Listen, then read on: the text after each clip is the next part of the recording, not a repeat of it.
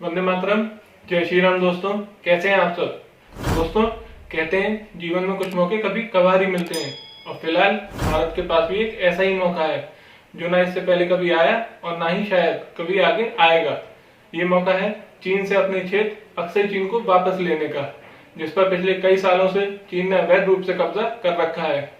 चलिए इस वीडियो में आपको पूरी डिटेल के साथ बताऊंगा कि आखिर ये कैसे संभव है।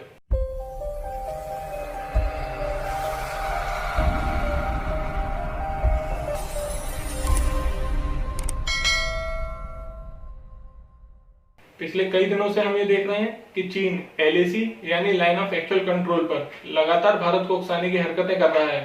चीनी सैनिकों ने भारत के लद्दाख क्षेत्र में घुसपैठ भी की है। रिपोर्ट्स के मुताबिक पिछले 2 हफ्तों में पेंगोंग लेक और गालवन घाटी में चीनी सैनिकों ने 100 नए तंबू भी लगाए हैं और कई नए बंकर भी तेजी के साथ बना रहे हैं। भारतीय सेना भी चीनी सैनिकों की हर हरकत पर पैनी नजर बनाए हुए है और चीनी सैनिकों को मुंह तोड़ जवाब देने की रणनीति के तहत ही भारतीय सेना ने भी इसी इलाके में 70 से 80 नए तंबू भी गाड़ लिए हैं। भारतीय सरकार और सेना इस बार चीन को सबक सिखाने का पूरा मन बना चुके हैं। इसलिए आर्मी चीफ जनरल नरवाने ने लद्दाख पहुंचकर चीनी हरकतों की वजह से उत्पन्न हुई परिस्थितियों का जायजा लेते हुए भारतीय सैनिकों का मनोबल भी बढ़ाया।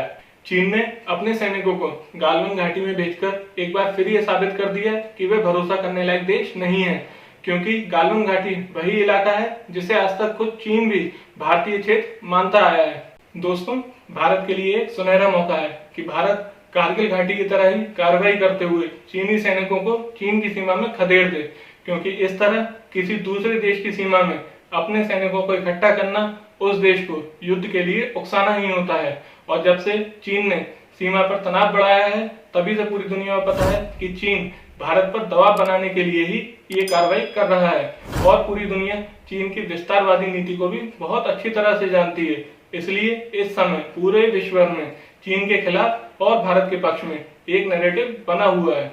भारत अगर इस समय कोई बड़ा एक्शन भी लेता है तो भी उसे जवाबी कार्रवाई ही माना जाएगा, और अगर भारतीय सेना ने कोई बड़ी कार्रवाई कर दी तो भी पूरा विश्व भारत के साथ ही खड़ा रहेगा, क्योंकि पहले ही पूरे विश्व भर में चाइनीज वायरस की वजह से एक भयंकर चीन विरोधी माहौल बना हुआ है। अमेरिका तो पहले ही साफ तौर पर कह चुका है कि चीन हो या उसका पालतू हगिस्तान, अगर भारत का किसी के साथ भी बॉर्डर डिस्प्यूट होता है तो अमेरिका हर हाल में भारत का साथ देगा। अमेरिकी विदेश मंत्रालय में दक्षिण एशिया के मामलों पर नजर रखने वाली एक सीनियर अधिकारी एलिस वेल्स ने साफ कहा है, दक्षिण चीन सागर हो या भारत से जुड़ा हुआ सीमा विवाद, चीन का ऐसा व्यवहार केवल दिखावे तक ही सीमित नहीं है, बल्कि ये भड़काने वाला और चिंताजनक है।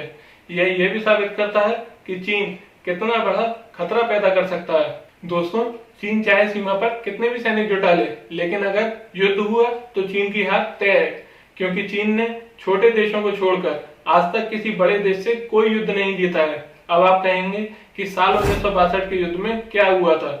वो युद्ध केवल इसलिए लड़ा गया था क्योंकि उस समय का चीन का तानाशाह माओ तसे तुंग अपने देश में फैली हुई भुखमरी से अपनी जनता का ध्यान हटाना चाहता था, और उस पर सोने पर सुहागा ये बात थी कि उस समय भारत में इतिहास के सबसे कमजोर प्रधानमंत्री पंडित जवाहरलाल नेहरू का शासन था, जिनकी बेहद कमजोर लीडरशिप की वजह से उस समय भारतीय सेना को एक बड़े नुकसान का सामना करना पड़ा था। इस सब के बावजूद भी साल 1962 में मिली जीत चीन के लिए कोई बहुत बड़ी उपलब्धि नहीं थी, क्योंकि उस समय भारतीय सेना के पास चीन के मुकाबले बेहद कम संसाधन और घटिया किस्म के हथियार होने के बावजूद भी भारतीय सैनिकों ने चीनी खेमे में तांडव मचा दिया था।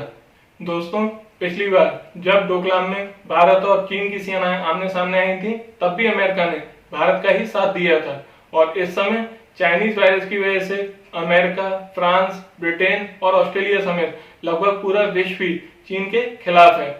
अगर इस समय भारतीय सेना ने चीनी घुसपैठ का जवाब हमले से भी दिया तो भी विश्व का कोई देश भारत का विरोध नहीं करेगा।